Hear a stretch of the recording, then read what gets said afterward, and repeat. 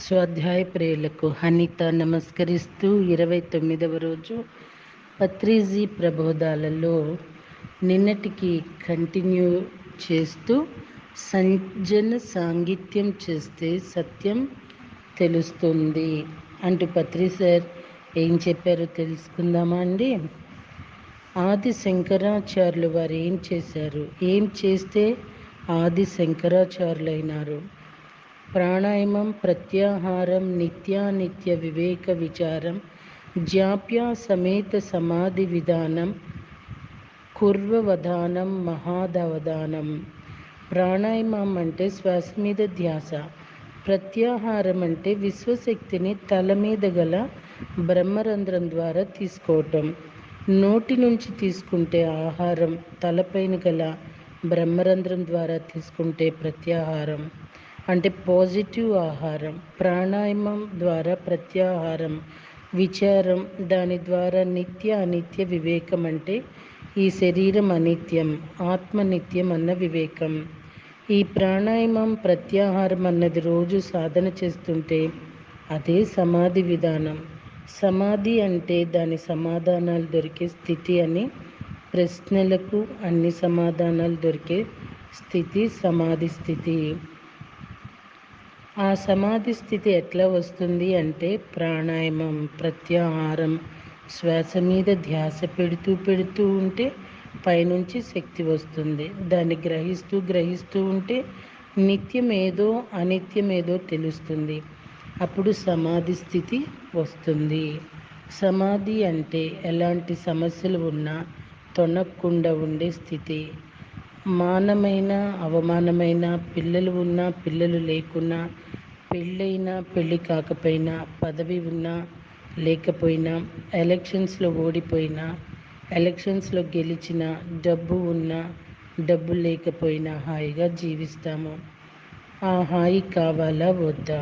డబ్బు ఉంటేనే హాయి అనుకుంటే ఎవరో వచ్చి డబ్బు దొంగిలిస్తారు, నీ హాయి పోయింది. పిల్లలు ఉంటేనే హాయి అనుకుంటే పిల్లలు చచ్చిపోతే అప్పుడు హాయి పోతుంది. హాయి ఎక్కడి నుండి వస్తుందంటే సమాధి స్థితి నుండి వస్తుంది.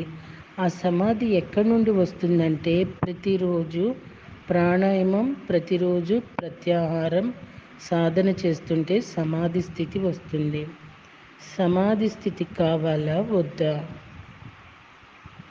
ప్రాణాయామం, ప్రత్యాహారం, నిత్యానిత్య వివేక విచారం, జాప్య సమేత సమాధి విధానం, కుర్వవధానం, మహదావధానం. భజ గోవిందం భజ గోవిందం, గోవిందం భజ మూఢమతే. గో అంటే ఇంద్రియాలు, 5 జ్ఞానేంద్రియాలు ఉన్నాయి కదా. గోపాలకుడు అంటే ఇంద్రియాలు పాలించే ఆత్మ పదార్థం. మనదంతా గోకులం, ఇంద్రియాల కులం. గోవిందం భజే, ఇంద్రియాలను పాలించే ఆత్మను భజించు. గోవర్ధనుడు అంటే ఇంద్రియాలను వర్ణించేవాడు. ఎక్కడో ఉన్నవి చూడాలి, ఎక్కడో ఉన్నవి వినాలి, ఎన్నో జన్మల క్రింది విషయాలు తెలుసుకోవాలి. దాన్ని గోవర్ధనం అంటారు.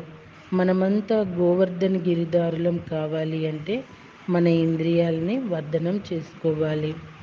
ప్రాణాయామం, ప్రత్యాహారం, నిత్యానిత్య వివేక విచారం, జాప్య సమేత సమాధి విధానం, కుర్వవధానం, మహదావధానం. అంటే నీవు స్టడీ చేయవయ్యా, విద్య నేర్చుకో, ఇది మహదావధానం, ఇది అన్నిటికన్నా గొప్ప విద్య. ప్రాణాయామం, ప్రత్యాహారం, నిత్యానిత్య వివేక విచారం అనే ఈ 3 అన్నిటికన్నా గొప్పవి. ప్రాణాయామం అంటే శ్వాస మీద ధ్యాస, ప్రత్యాహారం అంటే విశ్వశక్తిని తీసుకోవటం, నిత్యానిత్య వివేక విచారం అంటే ఏది నిత్యమైనది ఏది అనిత్యమైనదనే వివేకం. కొడుకులు పుడతారు, చచ్చిపోతారు, కూతుళ్ళు పుడతారు, చచ్చిపోతారు. అనిత్యం ఈ శరీరం. మీకు నిత్యం కావాలా అనిత్యం కావాలా? ఏది కావాలంటే అది వస్తుంది. అనిత్యం కావాలంటే అనిత్యం వస్తుంది, కానీ మరొక జన్మ ఎత్తాలి. నిత్యం కావాలంటే నిత్యం వస్తుంది, మరొక జన్మ ఎత్తే అవసరం లేదు. ఎవరెవరికైతే ఇంకో జన్మ అక్కర్లేదో వాళ్ళు ఏ కోరిక పెట్టుకోవద్దు. పెట్టుకుంటే కోరిక తీరుతుంది, కానీ మరొక జన్మ ఎత్తాలి, తప్పదు. ఒక ఆవిడ ఉండేది, ఆమె పేరు సావిత్రి, సతీ సావిత్రి. ఒకరోజు ఏమైందంటే ఆమె మొగుడు చనిపోయాడు, శవమైపోయాడు. ఆయన పని అయిపోయింది. ఆమె భర్తను తీసుకెళ్ళడానికి యమభట్లు వచ్చాడు. ఆయన పని అయిపోయింది, నేను తీసుకెళ్తాను అని ఆ యమభటుడు అంటే, ఇక్కడి నుండి వెళ్ళిపో అని ఆమె భర్తను అసలు తీసుకుపోనీయలేదు. ఆ యమభటులు ఏం చేశాడు, మా బాస్ని పంపిస్తామని వెళ్ళిపోయాడు. యమధర్మరాజు దగ్గరికి వెళ్ళి, స్వామి, ఆమె తన భర్తను వదలటం లేదు, మీరే వెళ్ళండి స్వామి అని చెప్తాడు. సరే, నేనే వెళ్తానని యమధర్మరాజు ఆయన వాహనం, ఆయన దున్నపోతు మీద వచ్చాడు. సత్యవంతుని తీసుకువెళ్తున్నాడు. అప్పుడు ఆమె ఆగు అంది. ఏమిటి అన్నాడు యమధర్మరాజు. నా భర్తని తీసుకువెళ్ళడానికి వీల్లేదు అన్నది ఆ సావిత్రి. అప్పుడు ఆ యమధర్మరాజు, అమ్మ, నీ భర్త టైం అయిపోయింది, తీసుకెళ్ళాలి. ఇప్పుడే ఒక తప్పు చేశావు, నా భటుడు వస్తే ఎదిరించావు, అందుకు నేనే వచ్చాను. రెండవ తప్పు చెయ్యకు, ఇంతకు ఇంత అనుభవిస్తావని బెదిరిస్తాడు. అప్పుడు సావిత్రి అంటుంది, నువ్వెవరు నాకు చెప్పడానికి, నాకు నా భర్త కావాలంతే అని చెప్పేసరికి యమధర్మరాజు ఇంక చేసేది ఏమీ లేక, సరేలే, ఏదో ఒక రోజు నా దగ్గరికి వస్తావు కదా, అప్పుడు నీ పని పడతానని వెళ్ళిపోయాడు యమధర్మరాజు. కొన్ని రోజులకు ఆ సావిత్రి మొగుడు చనిపోయాడు. సావిత్రి కూడా చనిపోయింది. చనిపోకుండా ఉంటుందా? యమలోకంలో యమధర్మరాజు కూర్చొని ఉన్నాడు. ఆవిడ అక్కడికి వస్తుంది. ఓ సతీ సావిత్రి, వచ్చావా? దాదా కూర్చో. ఆ రోజు ఏమన్నావు నువ్వు?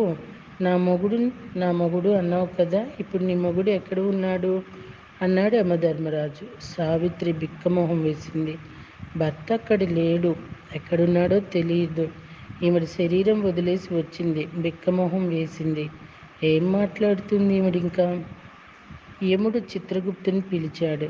చిత్రగుప్తుడు వచ్చాడు. చిత్రగుప్త, ఈమెకి ఇంకో 3 జన్మలు వ్రాయి. నన్నే ఎదిరించింది, న్యాయమూర్తి న్యాయాన్ని ఎదిరించింది, ధిక్కరించింది. ఈమెకి ఇంకో 3 జన్మలు రాయి.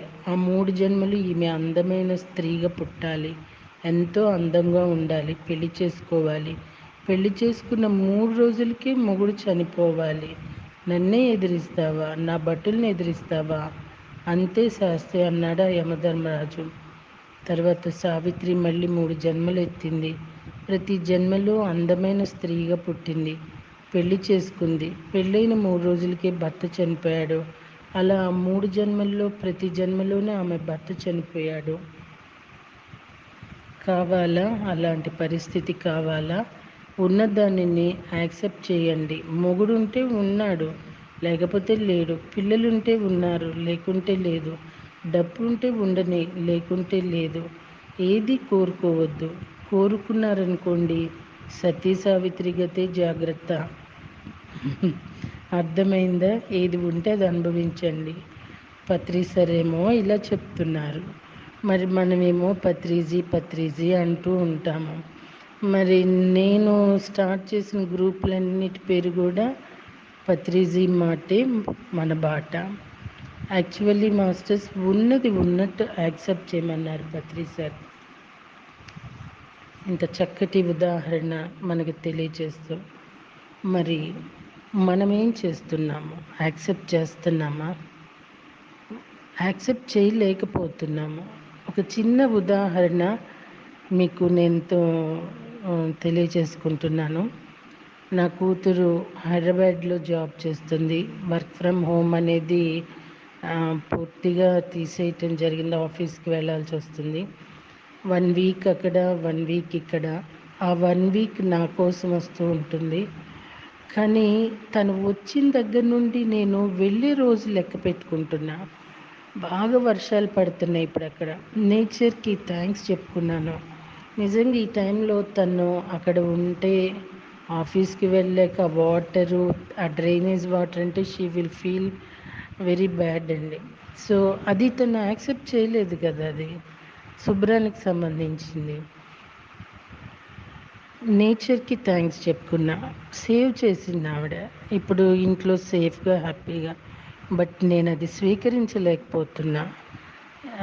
ఇందాకే అనిపించింది. ఇప్పుడు ఈ ప్రెజెంట్‌లో తనుంది. తనతో హ్యాపీనెస్ నేను చేయకుండా తర్వాతది నేను ఆలోచిస్తూ ఈ హ్యాపీనెస్‌ని మరి నేను హ్మ్, పోగొట్టుకుంటున్నాను గదా అనిపించింది. నేచరే చూసుకుంటుంది. నిజం మాస్టర్స్. యాక్సెప్టెన్స్ ఉండాలి. చా ఎందుకో తెలీదు. బిడ్డల విషయంలో ఒక తల్లికి తనని తను కోల్పోతుందనే చెప్పాలి. నా విషయానికొస్తే ఏది పోతున్నా, ఏది వచ్చిపోతున్నా ఏమీ అనిపించదండి. ఎందుకో మరి నాకు తెలీదు, ఇది ఆధ్యాత్మిక స్థితేమో. బట్ ఒక్క నా కూతురి విషయంలోనే నేను ఓడిపోతూ ఉంటాను. ఈ ఓటమి కూడా బాగుంటుందండి చెప్పాలంటే. బట్ ఇందాకే అనిపించింది యాక్సెప్టెన్స్ ఉండాలి అని. నిజం మాస్టర్స్. ఈ యాక్సెప్టెన్స్ లేకపోతే బాధ. తను వచ్చినాక మళ్ళీ నువ్వెప్పుడు వెళ్తావు అని అడిగితే ఇప్పుడే కదా వచ్చాను, ఎంజాయ్ చెయ్యి, వెళ్ళిపోయే రోజు గురించి ఎందుకు ఆలోచిస్తావు అంటూ ఉంటుంది. నిజం మాస్టర్స్. ఎంత ధ్యానం చేసినా పొరపాట్లు జరుగుతూనే ఉంటాయి. మోస్ట్లీ అండి, డబ్బు లేకపోతే లేమిని యాక్సెప్ట్ చేయాలి.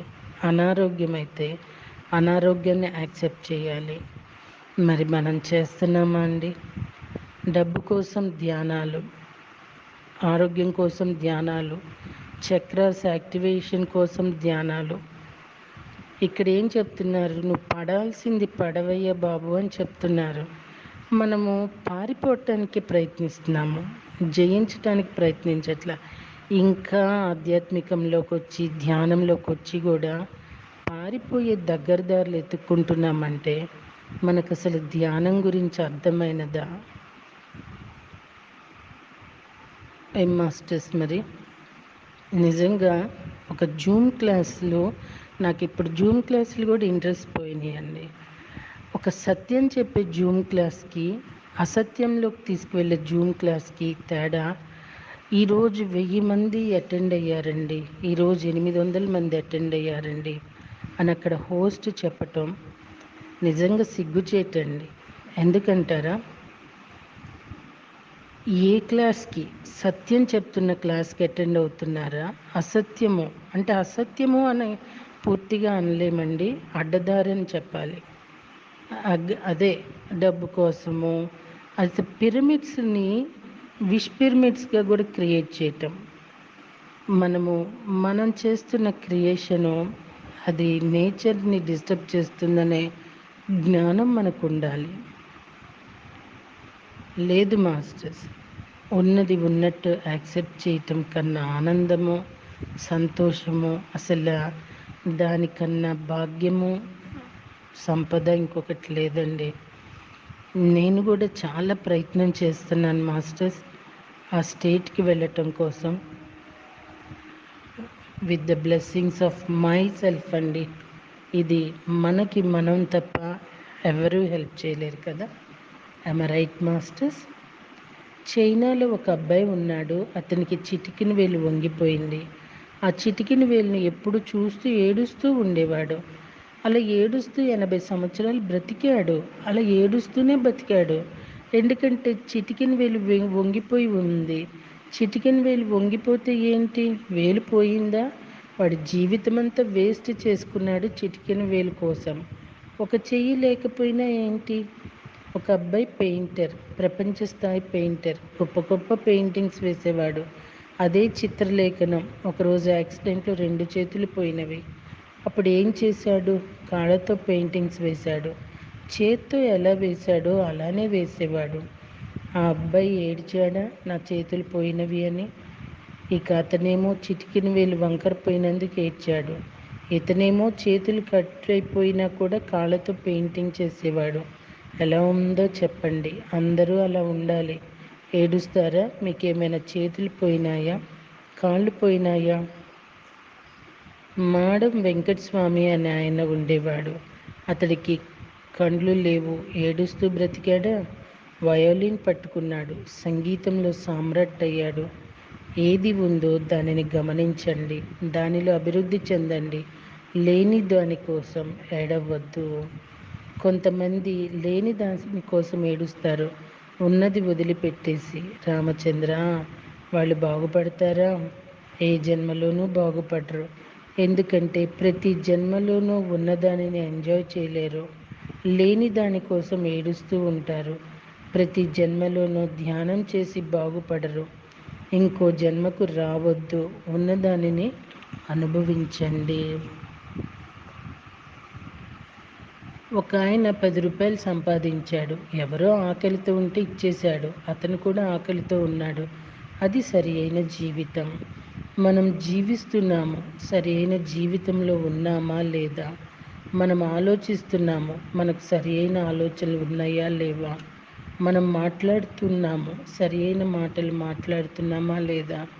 మనం తింటున్నాము, సరి అయిన ఆహారం తింటున్నామా లేదా?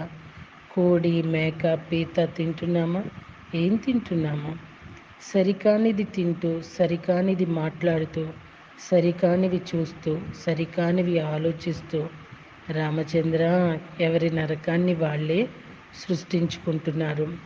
సరి అయింది తింటూ, సరి అయింది మాట్లాడుతూ, సరి అయింది వింటూ, సరి అయింది చూస్తూ, సరి అయినది ఆలోచిస్తూ ఎవరి స్వర్గాన్ని వాళ్ళు సృష్టించుకుంటున్నారు. మంచి పని చేస్తే భోగం వస్తుంది, చెడు పని చేస్తే రోగం వస్తుంది. ఆనక మీ ఇష్టం. చేసుకున్న వారికి చేసుకున్నంత మహదేవ, ధ్యానం చేసుకున్న వారికి ధ్యానం చేసుకున్నంత మహదేవ, పాపాలు చేసుకున్న వారికి పాపాలు చేసుకున్నంత మహదేవ, పుణ్యాలు చేసుకున్న వారికి పుణ్యాలు చేసుకున్నంత మహదేవ. మూడు ఉన్నాయి, పాపాలు, పుణ్యాలు, ధ్యానాలు. పాపాలు చేసుకుంటే రోగాలు వస్తాయి, పుణ్యాలు చేసుకుంటే భోగాలు వస్తాయి, ధ్యానాలు చేసుకుంటే సత్యలోక వాసులం అవుతాము. చిన్ని చిన్ని పాపాలు చేసుకుంటే చిన్న చిన్న రోగాలు వస్తాయి, పెద్ద పెద్ద పాపాలు చేసుకుంటే పెద్ద పెద్ద రోగాలు వస్తాయి. రకరకాల పాపాలు చేసుకుంటే రకరకాల రోగాలు వస్తాయి. చిన్న చిన్న పుణ్యాలు చేస్తే చిన్న చిన్న భోగాలు వస్తాయి. పెద్ద పెద్ద పుణ్యాలు చేసుకుంటే పెద్ద పెద్ద భోగాలు వస్తాయి. ఓకే మాస్టర్స్, రేపటి రోజున ముక్తికి కూడా ఓ టెక్నిక్ ఉంది అని చెప్తున్నారు పత్రిజీ. ఏంటో తెలుసుకోవటానికి సిద్ధపడదామా? Thank you.